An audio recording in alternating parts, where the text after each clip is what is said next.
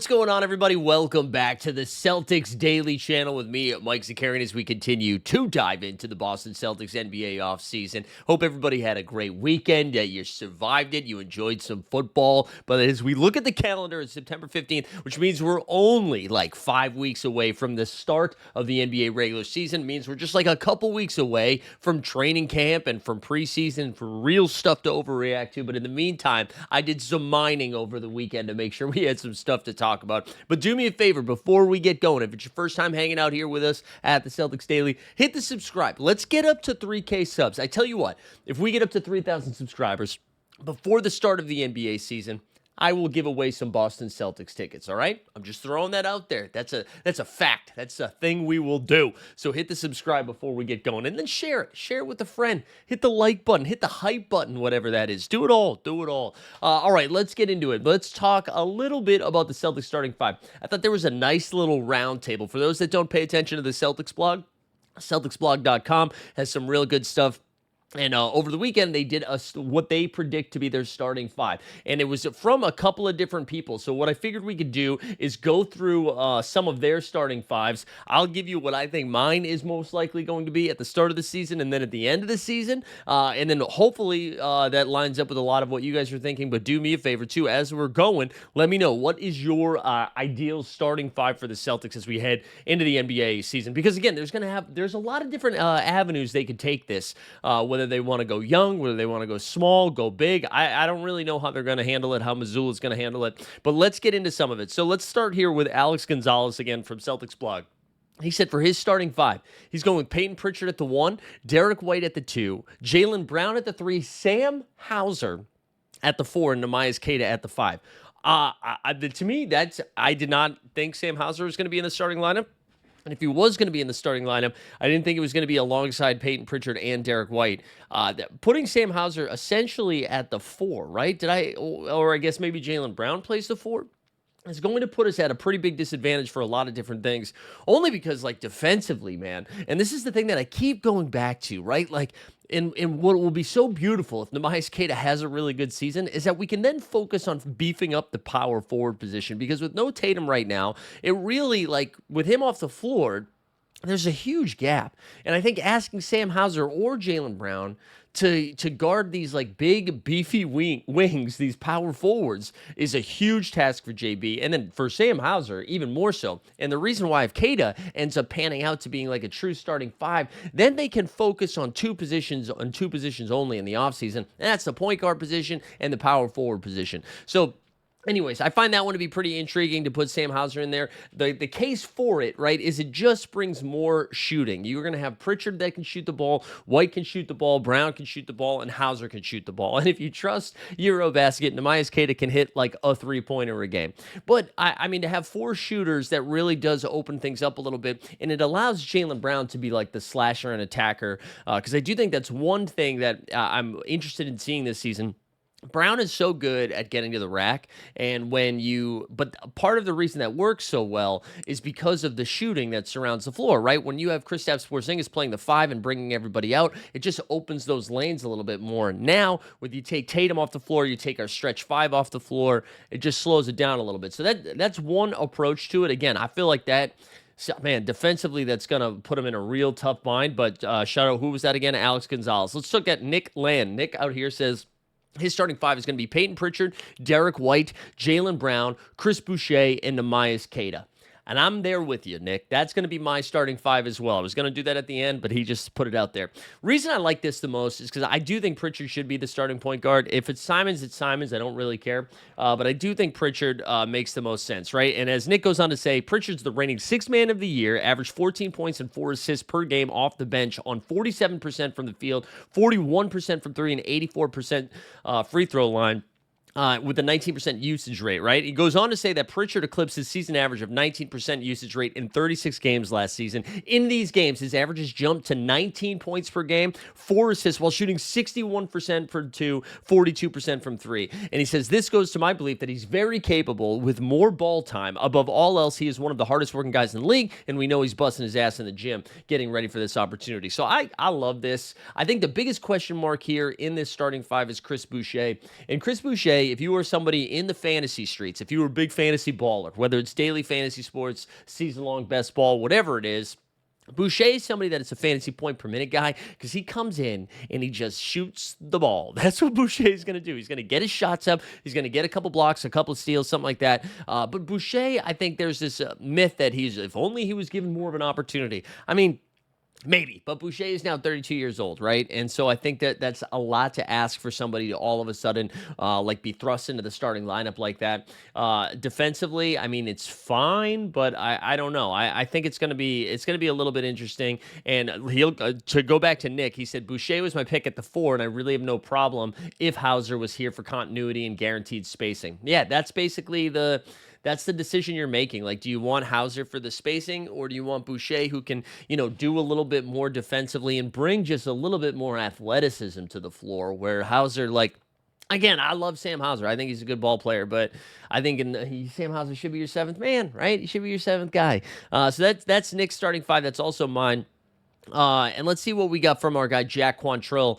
He's going to also go with the same 5 of Peyton Pritchard, Derek White, Jaylen Brown, Chris Boucher, and Namias Queta. So I'm not going to break that one down too much. And let's see what we've got. Robin Hoden here has another take, again, similar to the first one here. Let me see if I can find a different one, if there was anybody that threw anything different out here. All right, here we go. Gio Rivera. I think a lot of people are going to agree with Gio here because Gio had Jaylen Brown, Derek White, Sam Hauser, Namias Queta, and Anthony Simons instead of Peyton Pritchard. Now, that leaves Peyton Pritchard in his 6th man of the year role, right? Where maybe he feels a little bit more comfortable, understands the role, the usage, everything that comes with being the 6th man.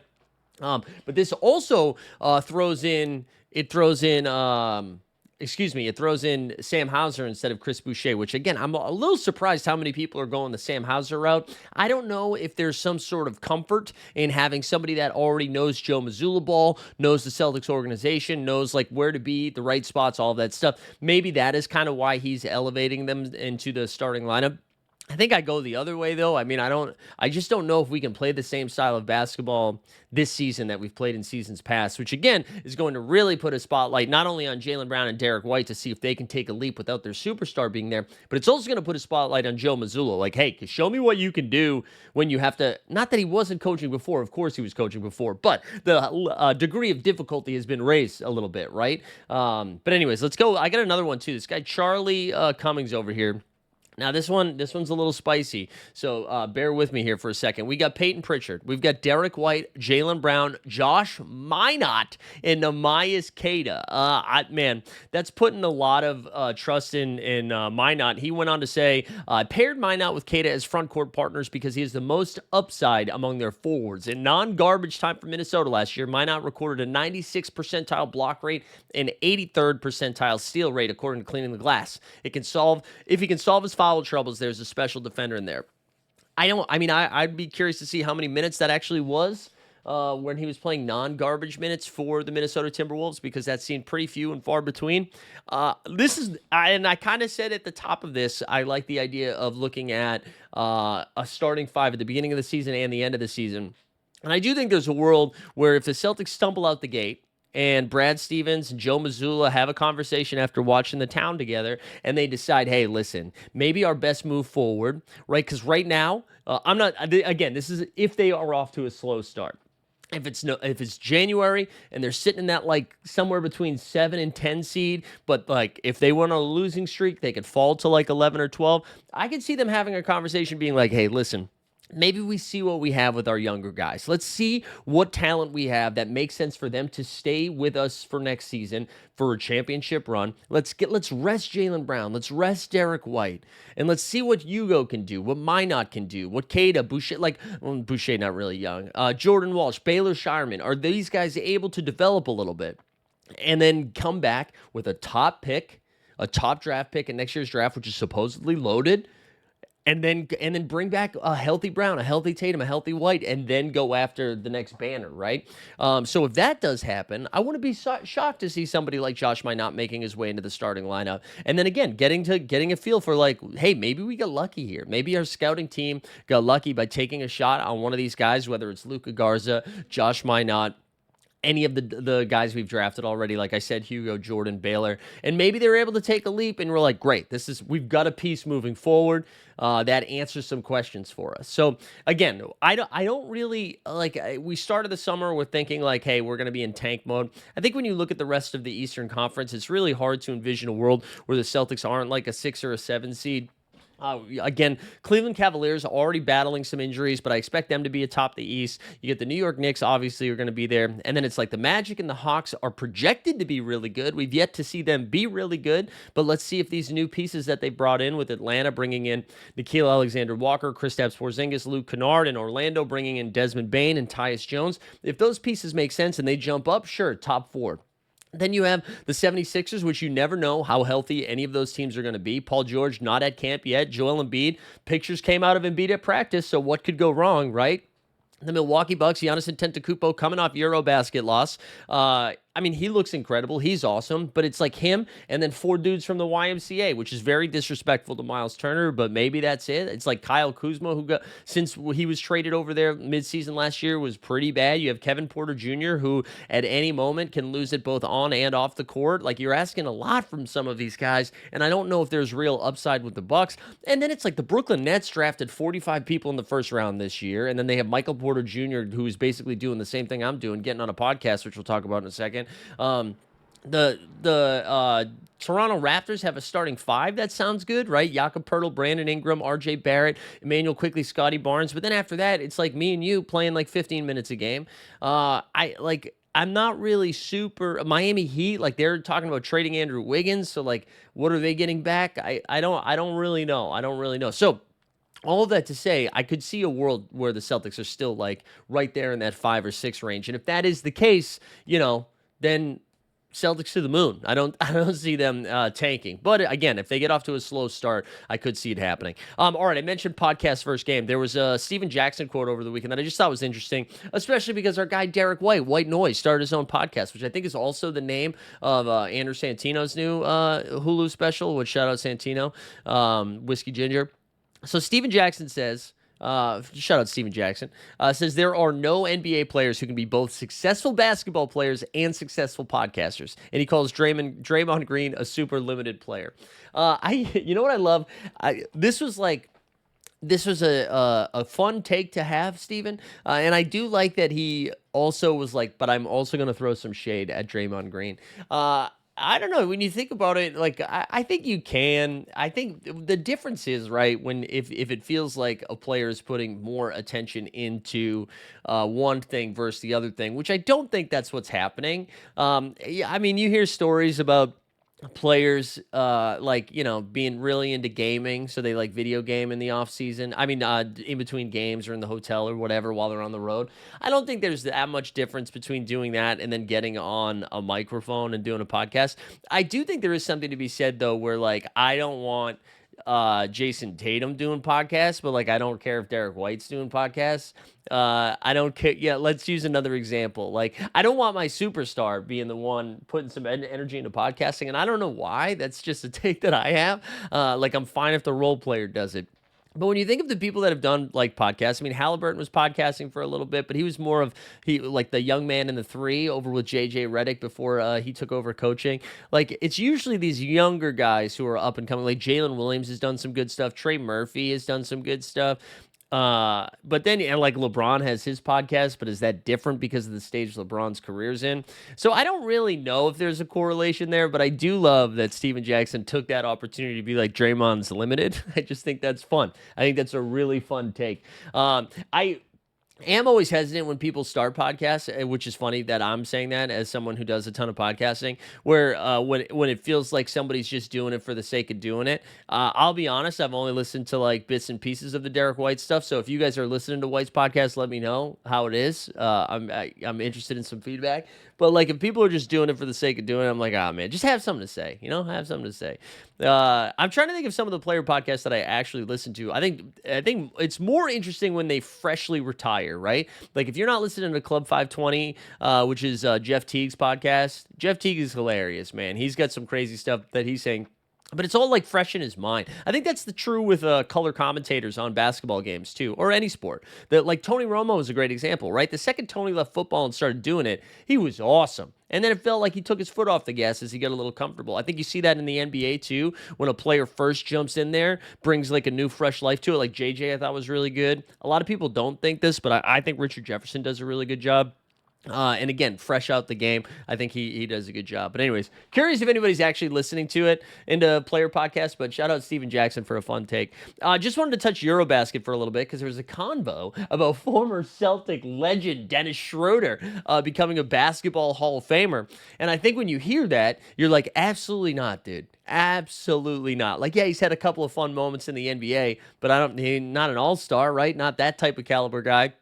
But people forget that the NBA the Basketball Hall of Fame includes like World, Europe, World and Europe, college, pros, but also like European basketball. It could be like Eurobasket, international, right? And Schroeder, man, and Germany have just been out there cooking for a long time. He's been their leader out there since Dirk stopped playing. It's been the Schroeder story, and even like. They've got a lot of pros on that German team. Daniel Theis, baby. But Daniel Theis, Franz Wagner's over there. Mo Wagner's over there. A lot of really talented players on that German team. And Schroeder, time and time again, is the guy that's out there. And I wanted to bring it up, too, just because Eurobasket was just wrapped up as Germany beat Turkey in the final. And, man, just get ready for Alpi Sengun. I think we're going to have a big Sengun breakout season there for the Houston Rockets. But it looked like Turkey was going to win that. And they were up in the third quarter and the fourth quarter, and Germany came storming back, and it was the Schroeder story. So I do think Dennis the Menace is going to get himself in the Hall of Fame, even though he had that weird, I forget what team he was leaving. I think it's when he left the Celtics, right? Was he on the Lakers? I can't remember what team he was on, but he basically was offered a deal. His agent thought he deserved more than that, so he was like, I'm going to bet on myself. And I think that is when he came to Boston, took like a cheap deal and bought like a one-year deal, and then just like did not get paid, but then shout him out. Like Sacramento gave him some money this offseason. He might be the starting point guard for the Sacramento Kings now. Who knows? Who knows? All right, let's wrap this up. Let's get into some of your comments from the previous video. Again, just shout out everybody for hanging out, being active in the chat, engaged. Do me a favor, hit the subscribe if you haven't done it yet. Get involved in the live chat when the videos drop every day, really at 10 a.m. Eastern. So go check that out too. But let's just a little update on Kawhi and the Clippers. And I wanted to get some of the chat from Friday's video. So let's see. What do we got here? Oh, wait, actually, before we get into the Kawhi part, Booha 3003, he says and I don't think I said Peyton Pritchard. Maybe I did. He said saying Peyton Pritchard doesn't play defense is crazy. Okay. I feel like I have been on the higher end of Peyton Pritchard as a defender because I've said he's a better defender than Anthony Simons. Is anybody out there saying Peyton Pritchard is like a lockdown defender? Did I miss some TikTok mixtape of Peyton Pritchard bringing the clamps out and shutting down opposing guards? I think he's fine. I think he holds his own, but I wouldn't call Peyton Pritchard Mr. D. I don't think that's why he won Sixth Man of the Year, because he was leading the league in steals. But anyways, Let's get to some of the Clipper stuff here. And I just like everybody just looking for the opportunity to dunk on Kawhi. Just says, makes sense for the dude who doesn't say anything to be doing some sneaky-ish. And then Billy sent 50, says, I don't root for extortion artists who are con men, ban them from the league. Yeah, I wonder if we get an update from the Kawhi Clippers thing this week. My guess, and if you haven't been following along, go check out Pablo Torre Finds Out podcast or some of the previous videos we've done. I talked about it on Friday and I think on Thursday. But it does seem like the NBA is doing an intense investigation into the Los Angeles Clippers, and my gut tells me it's going to take a little while. However, if Pablo keeps dropping out little bits of information every few days, it might force the NBA's hand to act on this sooner than they would like to, just so people stop talking about it. And I do think there is a real world. Like, there's some smoke here that Kawhi, the Clippers for sure are going to get fined a pick or two. But, there's a world, like worst-case scenario, where they just void Kawhi's contract and Kawhi becomes a free agent, which is kind of nuts. And then a couple other comments are just around Jaylen Brown and the trade rumors to Atlanta. But Randy Savage said, agree on the Jaylen Brown take. Exactly my question. When people say get rid of Jaylen Brown because of his contract, for who? We finally draft 2 All-Stars and have been fighting in the playoffs, if not the finals. I think it's okay to pay players that lead to winning. Yeah, winning. Sorry, I saw the Charlie Sheen doc this weekend. No, I agree with that, man, and that's kind of what I said on Friday. Like, I just, the contract numbers seem big. I totally get it, but you do have to pay somebody. So if you're taking Jaylen Brown out of it, tell me who are we getting? Like, who's the guy that you're getting for that? Because I mean, it's not. What are you just not going to spend the money? You're going to be the Brooklyn Nets. That's what the Brooklyn Nets have plenty of money. They got plenty of cap space. Who's going to Brooklyn? So I would do my best to hold on to JB as long as I can. All right, that's going to do it for us today. Appreciate everybody hanging out. Get involved in the comments. We will see you tomorrow. Hit the sub.